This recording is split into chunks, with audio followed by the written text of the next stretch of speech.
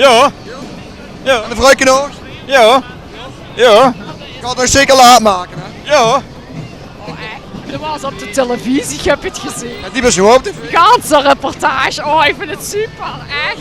Heb je een beetje talent? Ja, zo talent, hè. Maar de amuseert zich wel. Jawel, het is gezellig. Eerst gaan heen.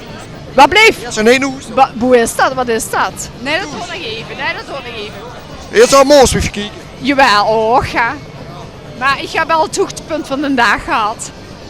Ik ben al met de prins op de foto geweest. Ja, mijn dag kan niet kapot. Prins op een witte peert. Wat bleef? Prins op een witte peert. Nee, de echte prins Han. Eerst met meneer Jan Jansen op de foto. Echt, met mijn vriendin. Hé, met Anja. Anja. Nu zie ik het. Just, de snaps. Leuk ja.